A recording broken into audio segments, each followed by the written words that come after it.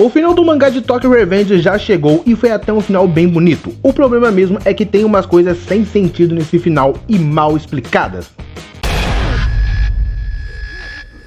Nerds Hanagakis Ezek aqui para mais um vídeo. Tokyo Revengers foi um dos grandes destaques dos mangás desde sua estreia lá em 2017. O mangá repercutiu tão bem que já chegou a despengar Shingeki no Kyojin e One Piece na época. Mas como tudo tem um fim, o de Tokyo Revengers já aconteceu. O mangá já se encerrou e, se tratando de uma obra que mexe com viagem no tempo, é de se esperar que uma coisa ou outra ficasse meio perdida. Mas Tokyo Revengers deixou várias pontas soltas e decidiu simplesmente não explicar elas. Quer ver? Sanzo. Após a derrota da Tenjiku e a morte do Kisaki, o Takemichi retorna ao futuro onde as coisas vão bem com todo mundo, com exceção do Mike, que virou um criminoso mesmo sem a ajuda do Kisaki, e que lidera uma gangue muito mais pesada do que o Kisaki tinha feito nos futuros anteriores. Takemichi retorna ao passado para salvar o Mike. E aqui conhecemos o Sanzo, que também estava ao lado do Mike no futuro. Quando conhecemos o Sanzo, a primeira coisa que pensamos é que ele é o novo Kisaki, mas não. Ele é só mais um amigo do Mike da época do Baji. E o Sanzo, por alguma razão, ele tinha o objetivo de mergulhar o Mike cada vez mais na escuridão. E o que não faz sentido mesmo é o personagem, que é completamente largado na história. Não tem construção nenhuma em cima dele. Tudo bem que ele era o Naoto do Shinichiro, mas ainda assim ele ficou muito mal explicado. Parece que o autor decidiu conectar tudo numa coisa só e ficou assim.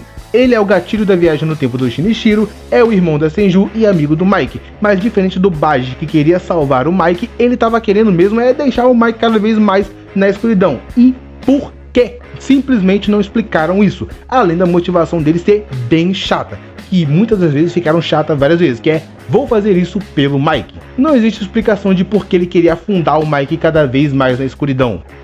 Teta Kisaki. O Kisaki é o grande vilão de Tokyo Revengers, isso não se discute. Todos os arcos do mangá giram em torno do objetivo do Kisaki, tomar a Toman. O arco da Tenjiku foi onde se encerrou a saga do Kisaki, por assim dizer, com a Tenjiku e o Rama derrotados e o Kisaki acabou morrendo. Depois daqui se iniciou o último arco de Tokyo Revengers, onde o Mike ficou maligno de vez. E o confuso aqui é que o Mike e o Takemichi voltam no tempo juntos para consertarem tudo. Nessa nova linha do tempo em que eles criaram, eles literalmente colocam todos os inimigos deles para fazerem parte da Tokyo Manjo desde o início, incluindo o Kisaki. E aí que tá. O objetivo do Kisaki no final de tudo não era ter a Hina, além dele se mostrar o maior delinquente de todos?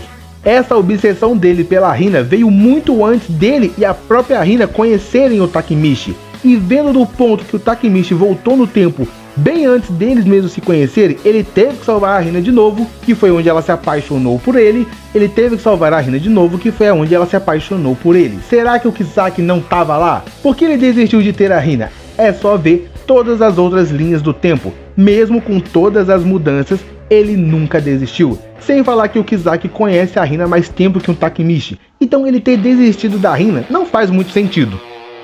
Visões do Takemichi. Outra coisa sem sentido no final de Tokyo Revengers é o poder do Takemichi. Lá no início ele precisava de um gatilho para voltar ao passado, que era o Naoto e o desejo de salvar a Hina. Depois esse gatilho passou a ser o Mike. E aqui no final o Takemichi do nada começa a ter visões do futuro bem próximos, como ele prevendo a morte da Senju.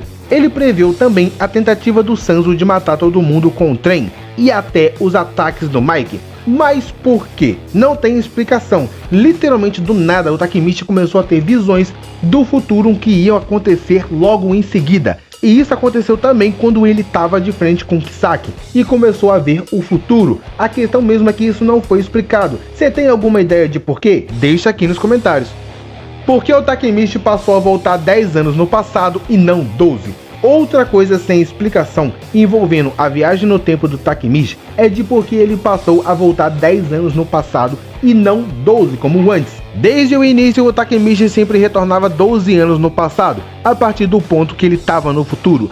Mas depois da morte do Kisaki, quando o Mike pede pela ajuda dele, ele volta 10 anos no passado e não 12. E não tem explicação para isso. A única coisa que faz sentido relevante a isso é a viagem no tempo do Shinichiro, que é de 10 anos no passado e não 12. Mas fora isso, em nenhum momento tem explicação de por que o Takemichi passou a voltar 10 anos no passado e não 12.